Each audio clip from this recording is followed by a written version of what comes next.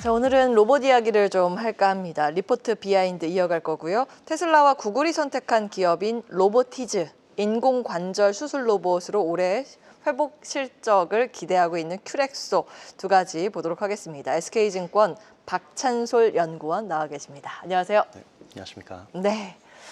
오랜만에 뵙습니다. 네, 그 로보티즈부터 볼 텐데 이 리포트 제목을 피지컬 AI 올인 한 로보티즈 이렇게 표현을 했는데 그 이유가 따로 있을까요? 네, 맞습니다. 일단 로보티즈 피지컬 AI라고 하면은 좀 생소한 단어인 것 같아요. 그래서 피지컬 AI부터 설명을 드리고 싶은데 네. 물리적인 AI, 인바디드 AI 이런 얘기 많이 들어보셨을 것 같아요. 기본적으로는 로보틱스 섹터는 기계 업종에 네. 포함이 돼 있거든요. 네. 근데 이제 소프트웨어를 탑재를 하겠다. 기본적으로 AI가 LLM 영역에 머물지 않고 LLM을 활용한 어떤 소프트웨어 탑재를 통해서 로봇 안에서도 어떻게 보면은 AI를 실생활로 끌어 나오게 하겠다라는 의미로 받아들이시면 될 것 같습니다. 예. 그동안 AI 기술이라고 하면 우리가 거의 검색하는 묻고 답하고 대표적으로 챗GPT가 LLM 기반인데 그것을 눈에 보이는 쪽으로 구현을 한다, 입힌다 이런 말씀이시죠. 잠시 후에 이 이야기를 조금 더 구체적으로 하도록 하고 로보티즈 하면 아무래도 지금 시장에서 가장 많이 거론하는 게 물적 분할. 좋습니다. 그 자율주행 부문 물적 분할 이슈가 있는데 이것 때문에 그 당시에 주가가 크게 흔들리고 그랬었거든요. 이거는 어떻게 보고 계세요? 맞습니다. 지금 사실은 시장에서 가장 고민을 하는 것이 네. LG 엔솔 사태랑 비슷하게 흘러갈 가능성이 있는 것인가에 네. 대한 우려일 것 같고요. 다만 그 상황이랑 좀 단순 비교하기는 힘든 것 같아요. 왜냐하면은 이번에는 어떻게 보면 캐시카우 사업인 액추에이터 부분을 별도 법인으로 남기기로 하고 그리고 자율주행이라는 적자 사업부를 물적 분할한다는 내용이거든요. 네. 그런 관점에서 사실은 우려 포인트는 아닌 것으로 보이고 5년간 이제 분할해서 상장하는 계획도 없다라고 밝혔기 때문에 차이가 있다라고 보고 있습니다. 5년 이후에는 어떻게 되는 거예요? 5년 이후에는 뭐 그때 상황을 보기는 해야겠죠. 그래서 네. 이제 로보티즈에 투자하시는 분들은 자율주행 파트보다는 별도 법인 액추에이터 사업 부분에서 새로운 어떤 사업을 할 수 있는 것에 좀 집중을 하시는 그런 관점으로 전환이 된 것 같아서 그런 관점에서 자율주행 파트에 투자 네. 포인트로 보고 계셨던 분들은 좀 주가를 어떻게 보면 주식을 팔고 나갔다 이렇게 생각하시면 될 것 같습니다. 그러면 일단 자율주행 부문을 물적 분할하고 5년 내에는 그냥 두겠다 이건데 그 5년 이후에는 어떻게 될지 모르는 거 아니겠습니까? 그럼 더 중요한 건 뭐냐면 나머지 남아있는 사업부가 무엇인가가 중요할 것 같습니다. 액추에이터라고 하면 어떤 사업인가요? 액추에이터라고 하면은 뭐 로봇의 관절이라고 단순하게 설명하면 될 것 같고요.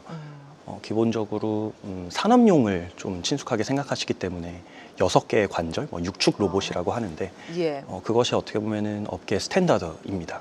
근데 앞으로 로보티즈는 휴머노이드 쪽 진출을 꿈을 꾸고 있기 때문에 액추에이터의 경쟁력을 활용을 해서 결국에는 더 많은 축, 뭐 30축 휴머노이드를 만든다는 거거든요. 그래서 어떻게 보면은 이제 투자 포인트를 액추에이터라고 보는 부분보다는 네. 액추에이터로 앞으로 무엇을 할 수 있는가가 핵심적인 투자 포인트입니다. 지금 화면에 로봇 나가고 있는데 보통 저런 로봇 한 대의 액추에이터가 얼마나 필요하나요? 테슬라 기준으로 이제 바디는 네. 29개, 피거 AI 정도 같은 경우에는 31개이고요. 그리고 손가락에 각각 6개씩 들어가니까 6개씩. 네, 산업 자체가 어떻게 보면 휴머노이드 성장으로 인해서 굉장히 커질 수 있다. 부품 파트 쪽에서는 그렇고요. 네.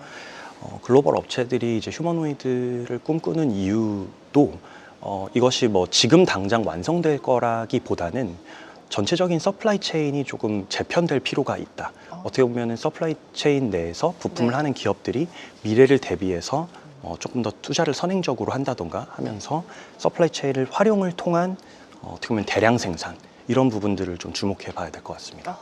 그 신제품에 대한 수요는 괜찮은 건가요? 신제품 수요는 지금은 어떻게 보면은 B2B 쪽으로 나갈 것 같고요. 네. 이 공장 관련해서 지금 중앙아시아 쪽에서 로보티즈가 알아보고 있는 것 같아요.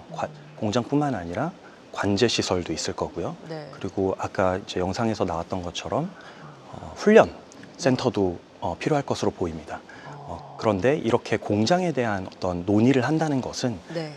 수요가 어느 정도 합의가 되지 않은 상태에서는 사실은 논의될 수 없는 부분이라는 점 참고해 주시면 감사하겠습니다.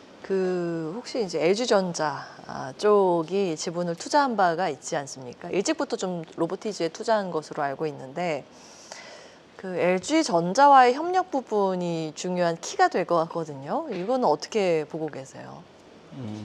LG의 방향성을 지금까지는 사실 좀 가늠하기 어려웠어요. 왜냐하면 투자를 한 상장사 기업들을 보면은 의료 부문에도 있고요. 제조 부문에도 있고 그리고 네. 자율주행 파트로 나눠지는데요. 근데 뭐 LG 로보틱스 홈페이지에 들어가 보시면은 아실 수 있겠지만 기본적으로는 자율주행 플랫폼 로봇들로 모든 로봇 라인들이 구성되어 있어서 결국에 LG에서 하고 싶은 거는 자율주행 파트이다라고 보시면 될 것 같고 로보티지의 이제 자율주행 파트를 지금까지는 굉장히 좋게 봐왔죠. 네. 하지만 휴머노이드 쪽도 자율주행 기술이 들어갈 거예요. 왜냐하면 앞으로 휴머노이드가 이족 보행보다는 공장에서는 하부 구동체를 휠베이스 형태로 가져갈 거거든요. 그 물류 로봇 말씀하시는 건가요? 맞습니다. 물류 로봇이라고 말씀드릴 수 있을 것 같고 네. 최근에 이제 레인보우 로보틱스에서 클로봇이라던가 아니면 티로보틱스 관련 협력 기사 확인하실 수 있는데 이런 네. 것이 다 상부 구동체, 아니 상부 로봇은 이제 로봇 전문 기업에서 만들고 로보티지라던가 레인보우 휴머노이드 업체에서 만들고 그리고 밑에는 어떻게 보면은 AMR 업체에서 만들고 이런 형태로 갈 것 같습니다. 그 산업 전선에서 쓰이는 물류 로봇 쪽도 좀 강점을 가지고 있나 봐요. 그 물건 실어서 이제 옮기는 그 아래 바퀴 돌아가는 물류 로봇 이런 거 말씀하시는 것 같은데 그런 부분도 필요하고 자율주행 파트에서 그렇고 휴머노이드 로봇 같은 경우에는 액추에이터가 필요하고 이런 것 같습니다. 이렇게 정리하면 될까요? 네, 맞습니다. 그러면 투자 인사이트는 변함이 없으실까요? 사실 로보티즈는 그 밸류 측정하기가 지금 할 수가 없기 때문에 목표 주가를 따로 산정은 안 하신 걸로 알고 있습니다. 로보티즈 같은 경우에는 제가 6만 원대로 산정을 한 커버하는 기업이고요. 6만 원인가요? 6만 3천 원으로 제가 네, 예. 확인하시면 될 것 같고 그 당시에 이제 투자 포인트는 액추에이터 사업 부문을 활용을 해서 자율주행 파트에 어떻게 보면 신규 자금 투입을 통한 새로운 성장이라고 보시면 될 것 같습니다. 그렇군요. 네. 6만 3천 원 목표 주가. 네. 하지만 이 부분에 대해서 조금 더 말씀드려야 네. 되는 부분은 최근에 물적 분할을 네. 공시를 했기 때문에 앞으로 제가 보기에는 4월 중으로 휴머노이드 쪽에 얼마나 공격적인 투자가 일어날 건지에 대한 시장과의 소통이 있을 거라고 저는 생각을 하고 있어서 예. 자율주행 파트보다는 이 자율주행보다 어떻게 보면 ASP가 더 높은 가격이 더 높은 휴머노이드 쪽에 그 생산 캐파 증설 관련된 투자 포인트를 말씀드려야 될 것 같습니다. IR도 계획이 있나요? 지금 회사 측에서? 계획이 있습니다. 4월 중에 그러면 관련해서 보도도 그즈음에서 많이 나오겠군요. 저희도 좀 지속적으로 체크해 보겠습니다. 왜 목표 주가가 6만 3천 원으로 나왔는지에 대해서도 좀 엿볼 수 있는 인사이트였고요. 큐렉소 한번 볼까요? 먼저 이제 큐렉소 하면 의료 로봇 대표 기업입니다. 네, 기업 소개부터 부탁드릴게요. 네, 큐렉소 같은 경우에는 이제 어떻게 보면은 무릎 관절 네. 전 치환술을 하는 업체인데 지금 국내에 사실 몇 안 되는 의료 로보틱스 업체라고 보시면 될 것 같고 23년까지는 어떻게 보면 계속 고성장을 하다가 24년도에 주요 고객사와 계약 부분에서 조금 틀어지면서 살짝 실적이 주춤한 그런 구간에 있다라고 말씀드리겠습니다. 무릎 관절 전치 환술 그게 뭐예요? 이제 어떻게 보면은 네. 좀 나이가 들게 되면 무릎이 닳고 그 관련해서 이제 새로운 인공 무릎을 어떻게 보면은 그 수술을 하게 되는데요. 네. 그 임플란트가 주입되기 전에 거기에 맞는 뼈의 형태를 좀 깎아내는 그런 로봇이라고 보시면 될 것 같습니다. 그 치과에서 그 기계가 치아 모양을 딱 만들어서 이제 내 치아에 맞도록 이제 맞춤 설계를 하는 것처럼 무릎도 이제 그런 게 필요한데 그걸 만드는 회사라고 보면 되겠습니까? 네, 맞습니다. 그러면 이 기업이 주목받고 있는 이유는 뭘까요? 주가가 24년도에 많이 싸졌기 때문이라고 생각을 하고요. 24년도에 네, 왜 싸졌죠? 이게 이제 매출 비중의 한 60% 정도가 인도에 있는 메릴이라는 업체에서 발생을 합니다.